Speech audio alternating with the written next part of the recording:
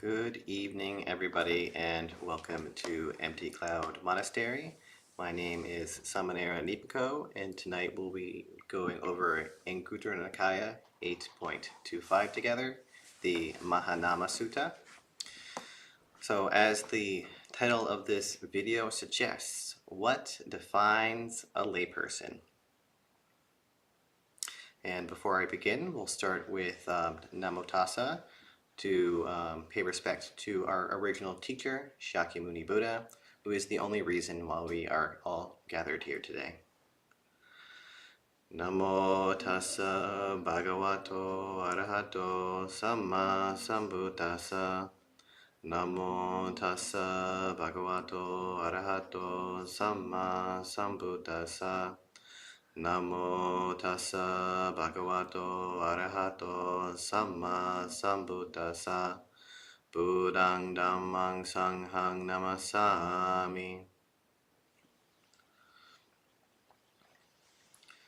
Alright, so we'll begin with going over the Mahānāmasutta, Anguttara Nikaya 8.25. If you would like to read along, you can click in or on the link in the description, and it should go to Bhante Sujato's translation. At one time, the Buddha was staying in the land of the Sakyans near Kapilavatthu in the Banyan Tree Monastery. Then Mahānāma the Sakyan, so one of the Buddha's relatives, went up to the Buddha, bowed, sat down to one side, and said to him, "Sir, how is a lay follower defined?" Mahānāma, when you've gone for refuge to the Buddha, the teaching, and the Sangha, you're considered to be a lay follower. So this sounds like an obvious point, but it is something that I would like to touch on, because often you'll hear that you become a Buddhist lay follower when you take refuge and precepts. Yet here the Buddha is saying, if you have taken refuge in the Buddha, the Dhamma, and the Sangha, that alone is sufficient to be a layperson, a Buddhist layperson specifically.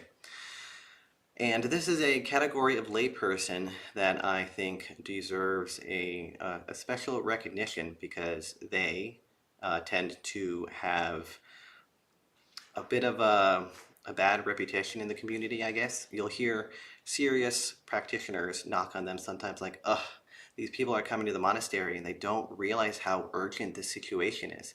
Do they not see how dangerous samsara is? What about these sense pleasures is keeping them in this situation? Why won't they take on the 5 precepts? Or just come up with all sorts of different ways of putting these types of practitioners down. But they themselves play a very vital role. People like this, that like Buddhism, they like the Buddha, the Dhamma, and the Sangha. They like spending time at monasteries. They like supporting monks. They like supporting people that are visiting monasteries. That's really important. They allow places like Empty Cloud to exist just because they like to spend time here, just because they like to support the monks. And that is really, really beautiful and really important. While there are serious practitioners as well who come and do the same thing, every single person that comes together in a community is what makes it what it is. If that kind person who only took refuge didn't come to the monastery that day, depending upon the particular conditions that monastery has, the monks might not have eaten. So when you see anybody who is practicing the Dhamma, even if it's just at this level where they like spending time with friends at the monastery, they like to give food, they like to give offerings, whatever it may be that they are helping support spaces like this, they are still so important to rejoice in. And because they have spent all this time doing good deeds by helping maintain a place like this, and the reason I keep saying that is because it's a really big deal. They don't have to. That is a lot of good karma. So they're setting a super firm foundation for if they would choose to take on the 5 precepts or start to do some meditation. It'll be like a skilled pilot landing in good weather. Sometimes Bhante Sudaso will tell a story about a lay follower who I don't actually know who they are, but they used to come here quite frequently. They would only come for the lunch and then they would leave. And one day they decided to actually stay for the program. And this person, who had pretty much never meditated before, was completely still for the entire hour and said to him afterwards that they couldn't believe how easy it was. And it was because of all that good time and effort they spent building up their generosity. So rejoice in these people. They are a very important category of lay people, just as everybody else that is doing higher levels of practice. So following up from that, Mahānāma asks, but how is an ethical lay follower defined? So another step up. When a lay follower doesn't kill living creatures, steal, commit sexual misconduct, lie, or consume beer, wine, and liquor intoxicants, they're considered to be an ethical lay follower. And this is another category that I think is really important to bring up. There will be times where I talk to people and I'll ask how their practice is going, and they'll be like, I'm just following the 5 precepts. Like, that's not a big deal. There are so many people that aren't following any of them. By following the precepts, or at least really trying to, doing your best, you're providing safety for yourself and all the people and beings around you.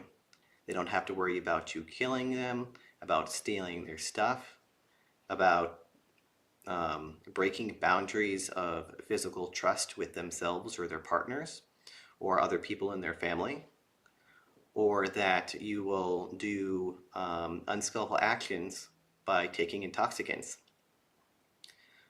So this preserves your morality, and it gives people a safe place, a safe person to come to, someone that they can trust. And there's a lot of people out there that people can't trust. So that makes you like a diamond in the rough. Don't knock on yourself for only following the 5 precepts. It's a big deal. And a lot of people struggle with the 5. Even just taking on one is difficult. I don't remember which sutta the Buddha says that off the top of my head, but he acknowledges any of the precepts are going against the stream. So just taking that on, excellent. And like the previous category, that's building up a really strong ground for when you do the other practices. So I'm going to say it again, do not knock on yourself for following the 5 precepts. Rejoice in it. Every time you go to bed, recollect the fact, today I didn't intentionally harm anybody. Or if you did, this is what I did, this is how it happened, and this is how I can do better next time. That's so beautiful.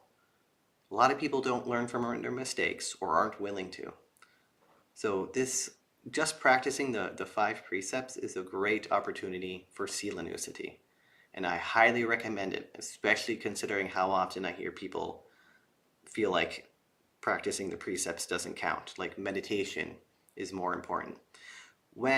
If you're only meditating and you're not being ethical, your meditation isn't going to get very far. So this is a vital step.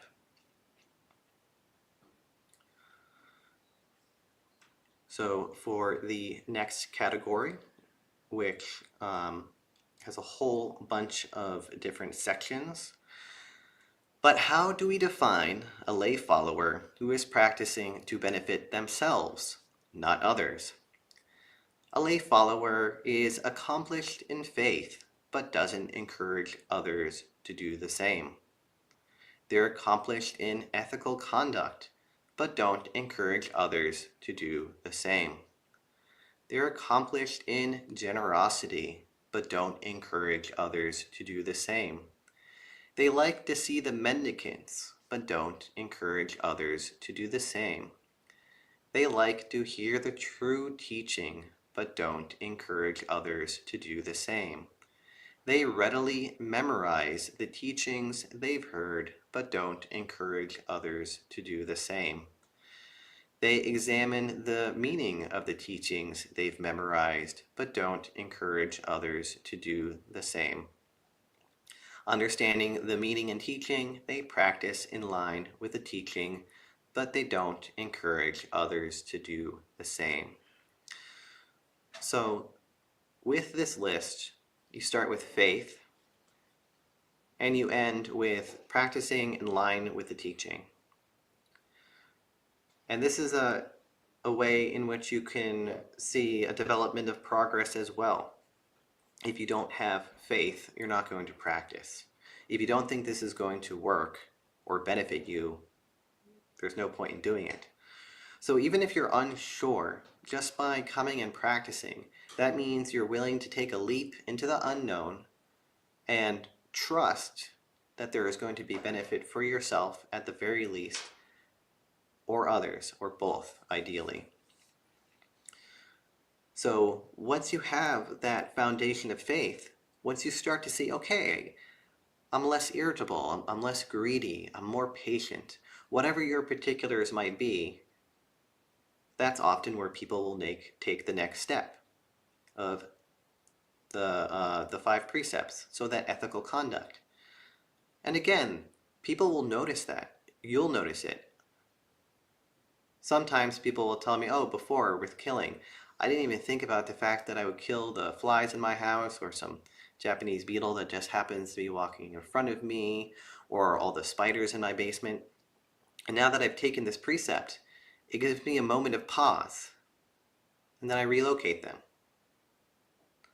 Or if somebody has issues with stealing, I've met a couple of people that had a hard time with that, where they'd be like, this is a big corporation, it's not a big deal, I'm not going to steal.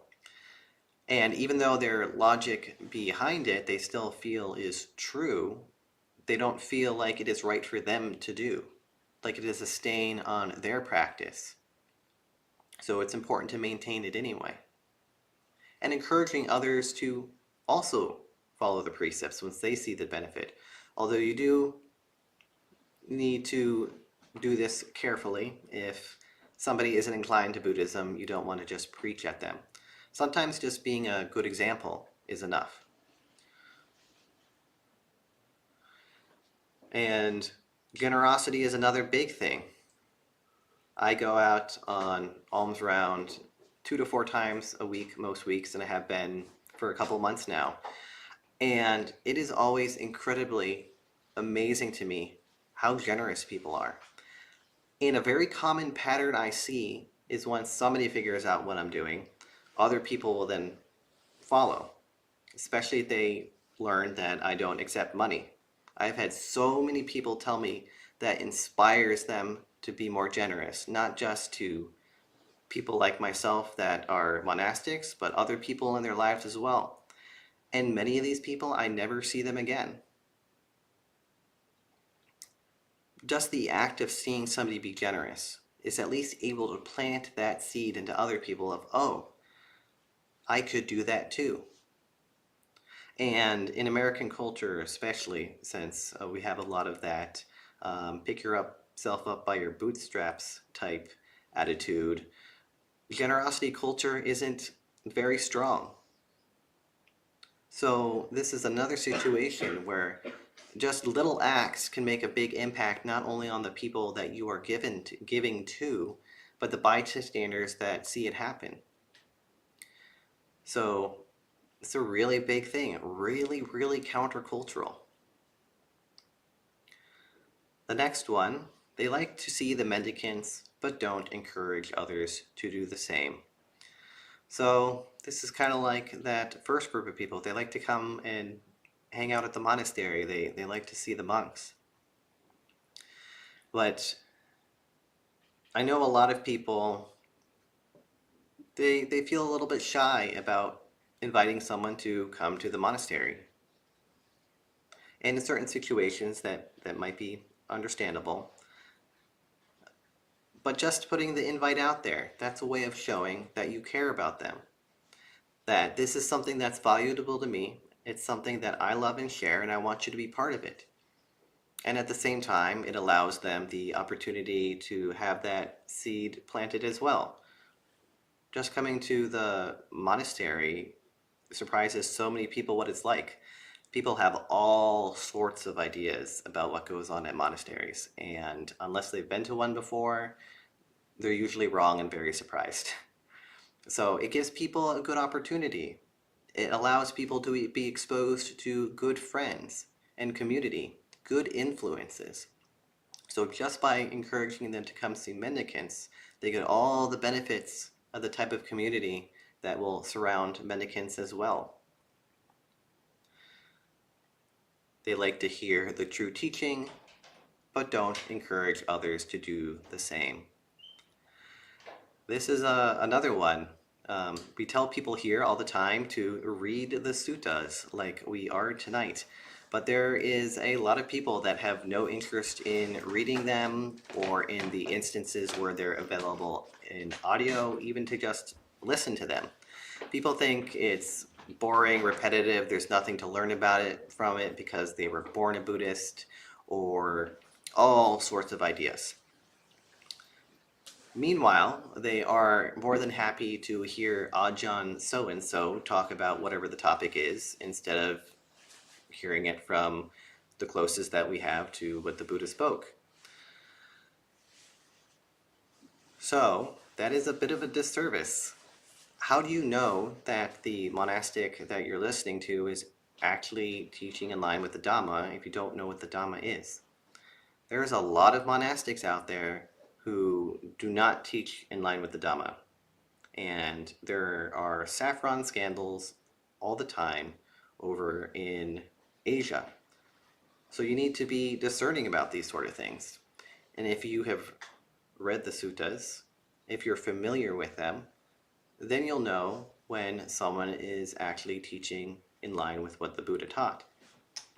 And this is actually something that the Buddha talks about in the suttas as well, that as the time the Dhamma has been around goes on, I think this is in the Kassapa Samyutta, but I'm not 100% sure.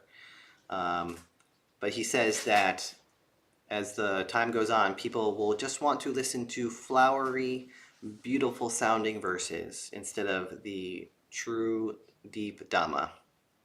And you do see this a lot today. People would rather hear things that are comforting and what they want to hear and easy, rather than whatever medicine they might actually need. There's actually a lot of resistance to learning more about the texts across traditions because of this. And they can really shatter people's views about what Buddhism is or isn't. So becoming familiar with the teachings, regardless of which school you're from, is super, super vital. And the more you study it, the more it'll be with you, which is what these next couple of points are about. If you've heard something enough times, in your time of need, it'll likely come up. And I know this from personal experience. There were many times when I still had a job where I would become unhappy or frustrated with a coworker or my boss or whatever was going on, and some quote from the suttas would pop up in my mind before I put my foot in my mouth, and it would completely change the situation. If I didn't have that, things would have gone very differently, like they did before I started to practice the Dhamma, and especially before I started to read the suttas. One of the single most biggest impacts on my practice has been reading the suttas. So this point of encouraging people to hear the true teaching and the next couple of memorizing and examining can't be overstated. You don't want to listen to me. You want to listen to the Buddha. He's our teacher.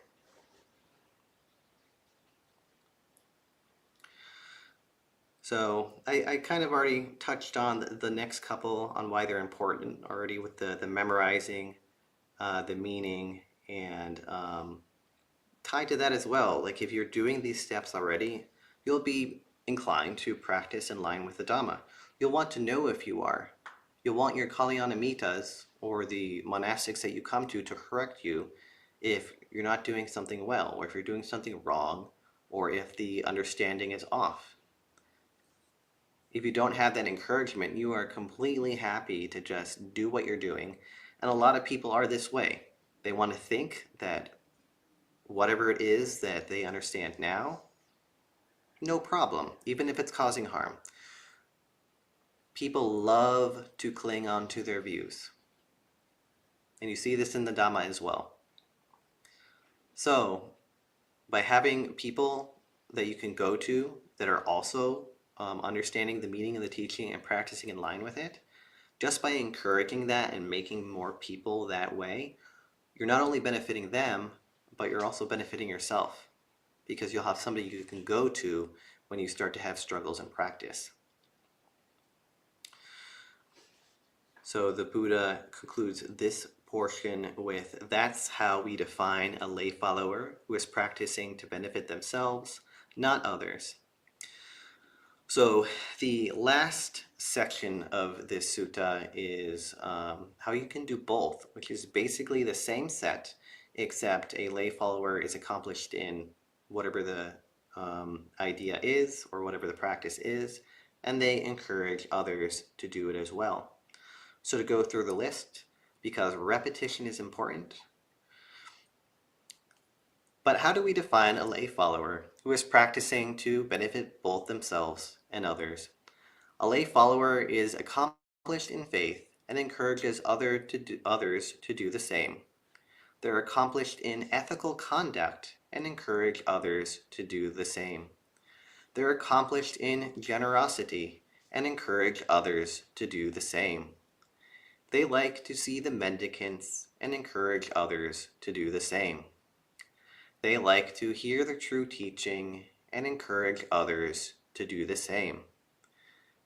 They readily memorize the teachings they've heard and encourage others to do the same. They examine the meaning of the teachings they've memorized and encourage others to do the same. Understanding the meaning and the teaching, they practice in line with the teaching and they encourage others to do the same. That's how we define a lay follower who is practicing to benefit both themselves and others. So I'll respect the sutta with 3 sadhus, and then I'll open up to questions and see if there's any online. Sadhu, sadhu, sadhu. All right, hello Janaki, Gregory, Chintana, Elaine, Gregory, Ryan, and Diane. So I see one question online from Gregory. He asks, Bhante, is there a priority order to the list of practices in this sutta? Which are the Buddha is saying should be practiced first? That is a very good question. So in this case, I don't think they necessarily have to be one and then the other. You could start wherever you feel is most comfortable, but at the same time, I would say there is some degree of recommendation in terms of order, but it's not like hard and fast. And the reason I say this is because the first bullet is a lay follower is accomplished in faith, and then they're accomplished in ethical conduct. So if somebody doesn't have faith, or at least like a tiny bit, and a very helpful teaching that I heard once was somebody asked John Daido Lori Roshi, the founder of Zen Mountain Monastery, how much faith do you need to become awakened? And another way I've heard this phrase is, how much faith do you need to practice? 10%, 20%, 50%, 110%? And he said, no, just a teeny tiny bit, enough to get you going. It could be like the size of a grain of sand. As long as you have that, the rest of the cascade can happen. But if you don't have that faith, it just won't. And then with the ethical conduct and the generosity, that encourages all the others.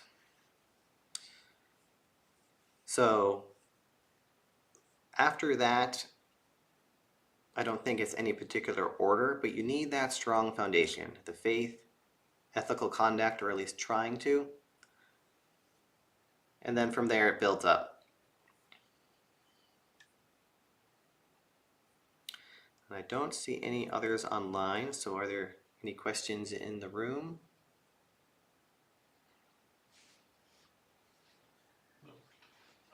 If the 8 precepts are very beneficial, what's been your experience with Vinaya? So the question for people online is, if the 8 precepts are very beneficial, what is my experience with Vinaya? So at the moment, I'm only a Sāmaṇera, so I've only done some Vinaya study, and I'm trying to follow it, but it's not to the same extent it would be if I was a bhikkhu. And something I find incredible with it, as I've done the studies, is how compassionate the Buddha is, and also how, before I started to study them, all the misconceptions I had about it. So I remember when we were going over the Parajikas in particular, they sound really straightforward, but there is so much involved with them. I think just Parajika 1, we had like a 2 or 3 hour conversation about it. So the depth and the breadth that the Buddha had when he set up the Vinaya was one of the first things that was incredible to me. And in a lot of the lesser offenses, if a monk is sick or if there's other circumstances, there will be exceptions to the rule. There's an exception to almost every rule if a monk is sick. So it's not like it's something where no matter what your conditions are, you absolutely have to follow it this way. He had the wisdom and leniency to be able to make practice still accessible to people regardless of their conditions. And I was also surprised how complicated it is. So I've really been enjoying studying it, and I hope to continue to study it again in the future, because I usually don't on my own. Did you have anything following up with that? What's the Parajika 1? So the Parajikas are the offenses where if you break them, you can't be a monk anymore. And Parajika 1, in brief, is if you have any sort of penetrative sex, so orally, vaginally, anally, or with your penis, then you are going to be Parajika. And then from there, there is a ton of details. So that is the very short form version of it. Okay, so I'm gonna hop to the questions online, and then I'll see if there's any more in the room. Venerable, would you recommend listening to the suttas as in through some type of audio format, or reading the suttas better, in your opinion? So both. One thing I actually found out was there's a lot of people that they have a hard time reading the suttas, but they would be happy to listen to them. So this is a long-term project that I've been working on my channel for a while now, to make them more accessible to people.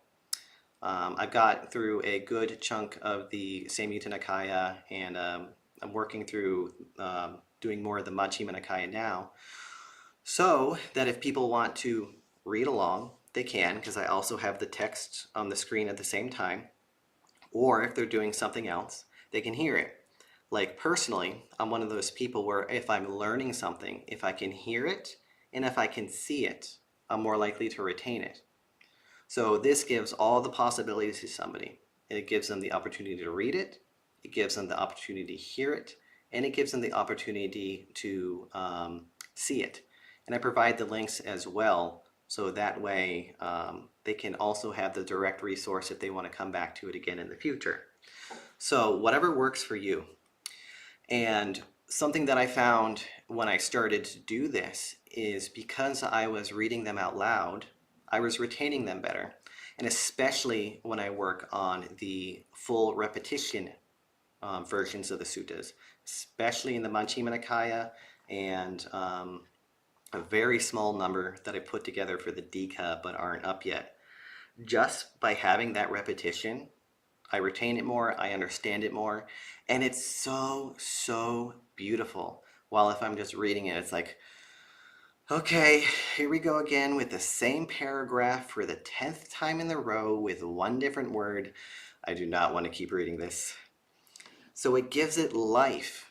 Originally, the suttas were an oral tradition, so it brings it back to that beauty of the oral tradition. And they were made the way they are to help with memorization because of that. That's why they're so repetitive. So it'll help with your memory if you read them out loud. A lot of people that also find them boring and unengaging if they just read them in their head also find it to be more engaging when they read them out loud for that reason. I also know a couple times people here have had like little sutta parties, and they'll get together and read them together, and it's the same thing because you have the voice of another, which is one of the important factors of having true Dhamma, speaking it out loud. So that is another instance where you have the vision and the hearing, because you have the book and you hear someone else talk about it. So pick whatever one is best for you, but I think a combination of both is great.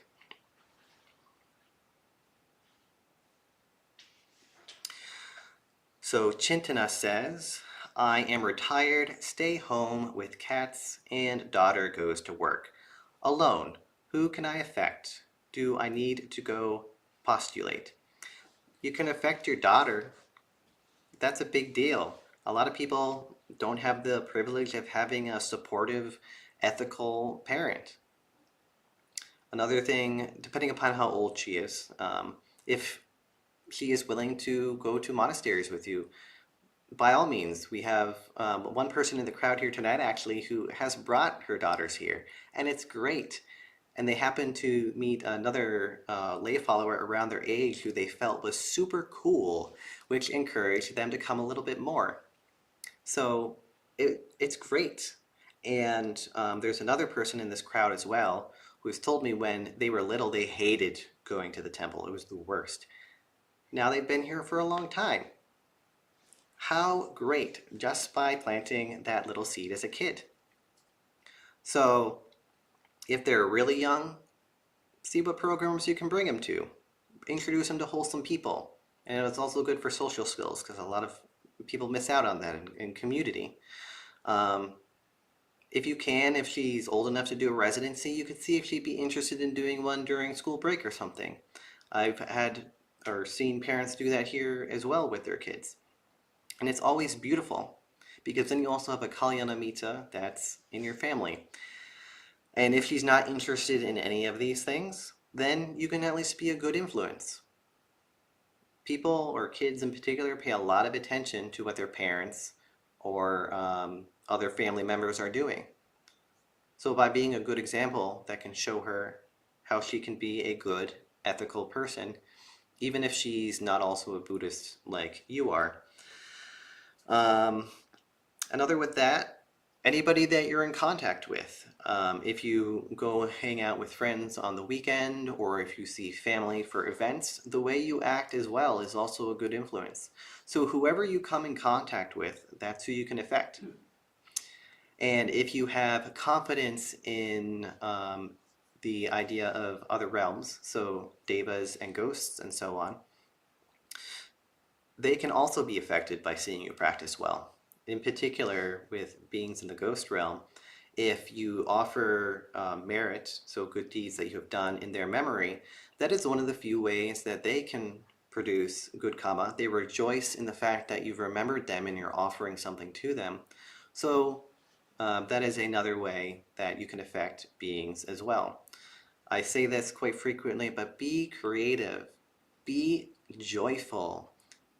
Think of all sorts of ways in which you can, with what you're already doing or modifications you can make, be a positive impact in your community. If you don't volunteer, you could look into volunteering. And again, you don't have to say a single word about Buddhism. And in many cases, when people see that somebody is very ethical, people will ask them about it. I've heard of many, many cases of people coming here where just by being the way they were, people were curious about this weird thing they were doing, or why they were the way they were, or the change they saw in them over time by practicing. So don't underestimate the power of being a good influence. So Ryan says that's awesome. And Diane, I will post that in the chat for you, the link.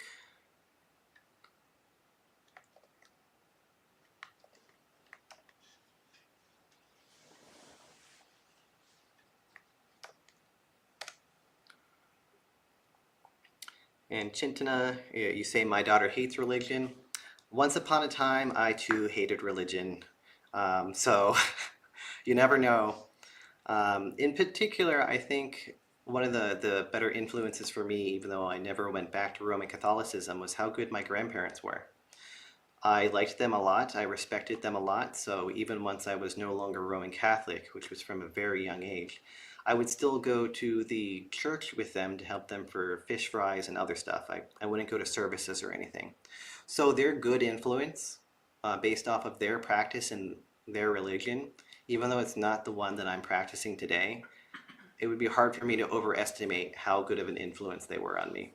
I tell them all the time how grateful I am for them because of that. Ryan asks, why did you choose beginning your audio project with the Sāmaṇera Nikaya, Venerable? People have a short attention span. And most of the videos in the Sāmaṇera Nikaya are 5 minutes or less. The other thing too is I came up with this decision because of how people are in person as well. When people pick up the Majjhima Nikaya at first, especially if they're brand new, and if they don't follow my advice about skipping the first sutta and starting from the second one on, a lot of people give up, or they just don't have the attention span to read through 5 or 10 pages, let alone a 30 to 3 hour video on a sutta. So this allows a whole variety of the teachings to be accessible and be short. And a lot of people also just don't have the time that they want to set aside for longer stuff. So this still allows little snippets of Dhamma that they can get in their daily life.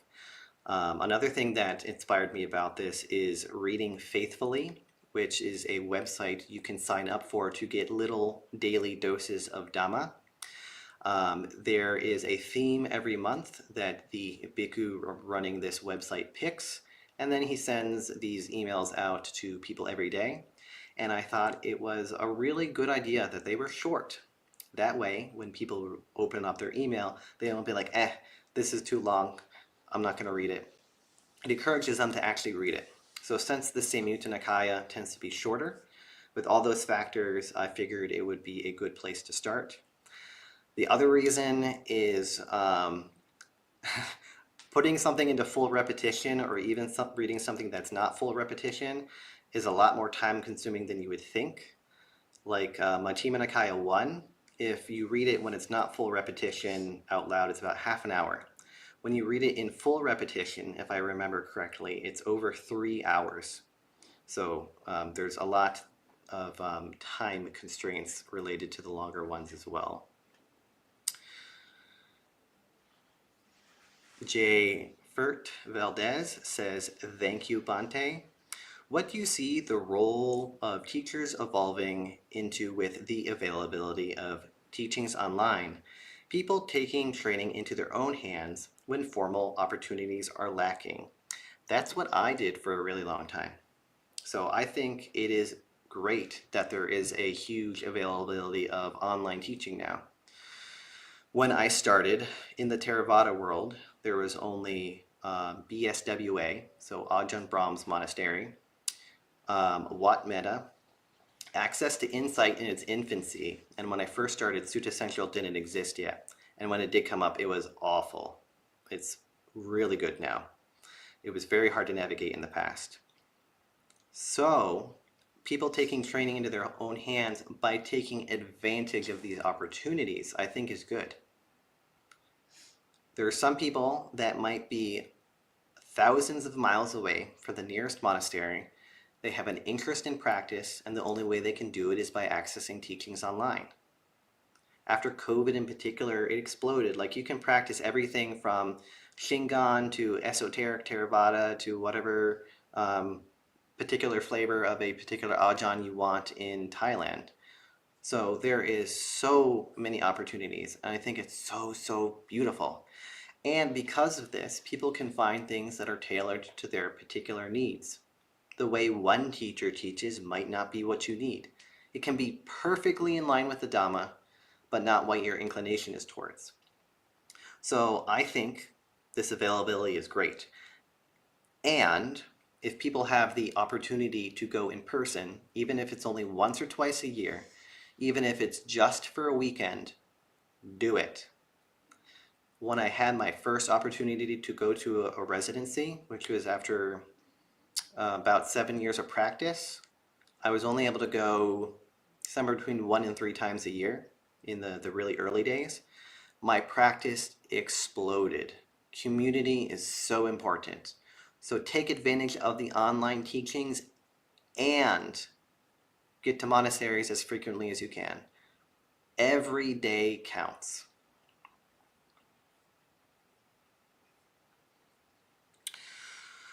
So, another question. Venerables, regarding teachers, could you expound on what the Buddha said re assessing teacher for their knowledge of the Dhamma, please? Thank you. So with this, I could probably make a talk about it. But in brief, what I would say is, first, recognize what school you're listening to, and realize that as language progressed over the years and how the Dhamma evolved in different cultures, there are often ways in which a different school is saying the same thing, but in a different way. So because of all my exposure to Japanese Zen, I can trace a lot of what they're teaching from Dogen and a lot of the patriarchs back to the suttas. And in fact, that's what the monks at that time would do, but they would be studying the Chinese agamas instead. So just because you don't understand it at first glance does not necessarily mean it isn't Dhamma. So that would be the first thing I would say. Another example as well is I went to Dharma Drum for 8 days a couple months ago, and I'm going for 2 weeks in a couple of weeks. And every single thing that the abbot taught during that retreat, I could translate into a way that somebody that practices Theravada would be able to understand. So with that context out of the way, the single most important thing you can do is familiarize yourself with what the Buddha taught. So this is where the suttas come back into play. Even with teachers, I'll hear discussions between people sometimes like, oh, the Buddha, he never spoke about that. But if you've read cover to cover all the suttas, there's many instances where you can say, yes, he has. There is even a sutta where the Buddha tells you to brush your teeth. So it gives you all these little gems where, regardless of where your practice is, no matter what amount of depth or breadth that you need, you'll have access to it. And another really big thing is if you pay attention to how the Buddha answers questions or how he asks questions to his followers, you can pay attention to how the person does this as well. This is something I've mentioned that I've been studying for a little while now, and it has been so incredibly beneficial.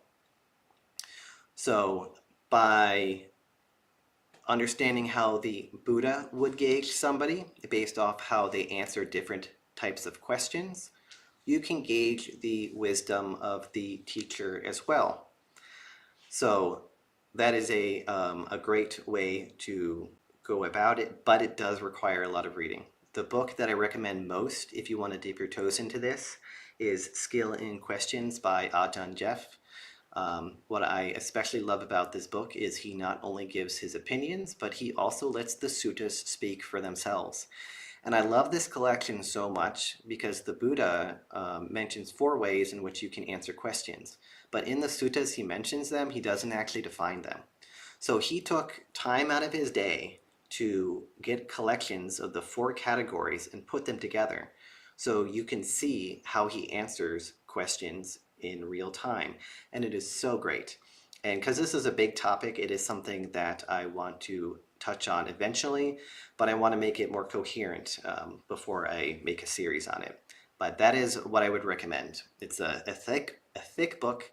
I want to say it's about the size of Bhikkhu Bodhi's translation of the Majjhima Nikaya. So it's a read, but so worth it. Can you repeat the name of the book? Skill in Questions. And you can get this as a PDF online on the website that he has, dhammatalks.org. And you can also request to get this book as a physical copy, and you can get the request form on that same website.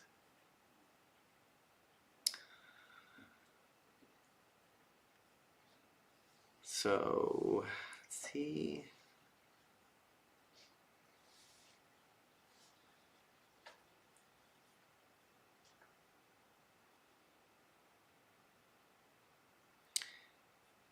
Chintana says, how do I learn more about offering to devas?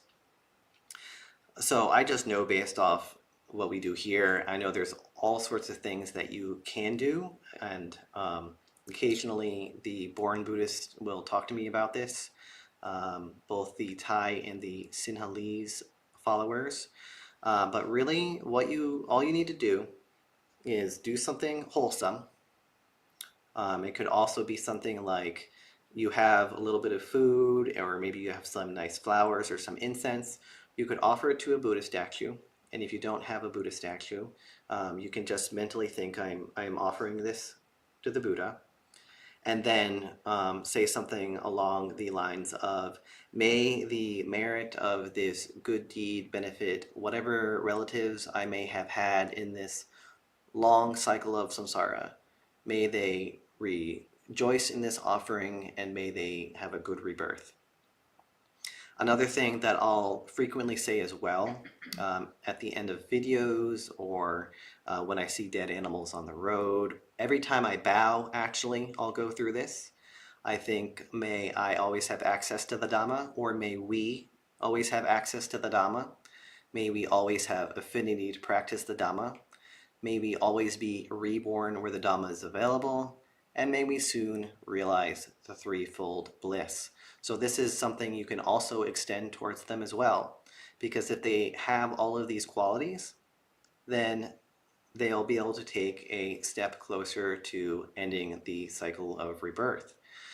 And sometimes when I reflect on this, it's so important to have every single one of those conditions. Like, we have a monastery cat here, Teddy. He has access to the Dhamma, but he does not have affinity to practice the Dhamma. He's not interested in it. And I think he's going to have a tough next rebirth if we can't convince him to stop killing the local chipmunks. And same thing, they have access to the Dhamma. They live in our yard. They have no affinity to, and they have to worry about Teddy. So all of these conditions are important. And a bonus point for this as well is, if you reflect on that often, this builds up your intention as well. So you're more likely to continue to have this benefit if you don't reach arahantship in this lifetime. So that's the last question I see online. So I'll open it up to the floor one more time. Would you recommend learning Pali, since the texts are like translations into English or other languages? Would you recommend learning Pali? So the question is if I would recommend learning Pali, and the answer is definitely yes. Mine is very bad right now, but even the small amounts I know have made a big difference. like sometimes when I'll be reading through something, there's a lot of words that have multiple meanings, and a translator will pick whatever word they think fits it best in the context, or it'll be really technical, and I'll be like, I have no idea what they're talking about here. So then I will go look at the Pali and I'm like, oh, it's this word. And because I have familiarized myself with a lot of the more common ones, like asavas, for example, a common translation you'll see from that, from like Ajahn Jeff, is the fermentations. And when I read that, I'm like, I don't know what that means. I know what fermented drinks are, but I cannot apply this to what he means in the context. So when I then went on Sutta Central and I looked up the Pali, I was like, oh, it's this word. I understand now.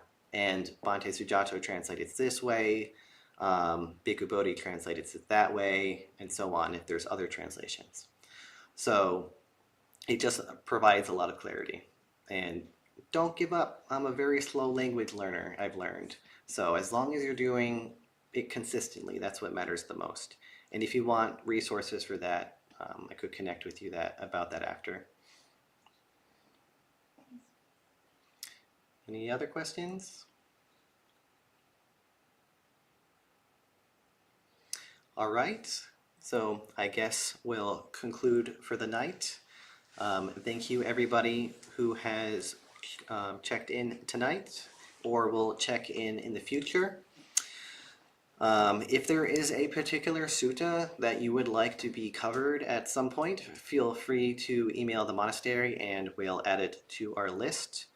For those of you who may or may not know, we have these every Friday morning, or Wednesday, Thursday, and Friday morning at 8 a.m. and also at 7:30 p.m.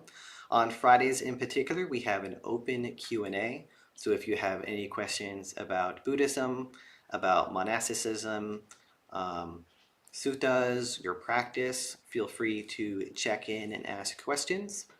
And we do have residency opportunities, though we will be closed for January and February for residencies. If you are interested in one, you can find the application online or you can email us. And we have programs on Saturday from 6 p.m. to 7:30 p.m. and on Sunday from 1 to 4. On Sunday in particular, we also have volunteer opportunities at 8 a.m. and we have a vegetarian potluck lunch at 11.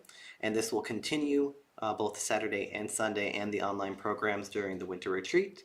So feel free to visit if you are in the area and come meet some Kalyanamitas. You can fulfill many of the aspects of the sutta just by coming to the monastery. And in fact, just by showing up tonight, you are doing the duties the Buddha has recommended to be a layperson that benefits themselves and benefits others. So thank you all for your practice. May you all be happy, well, and peaceful. May we all have access to the Dhamma, affinity to practice the Dhamma, always be reborn where the Dhamma is available, and may we soon realize the threefold bliss. So good night, everybody, and until next time.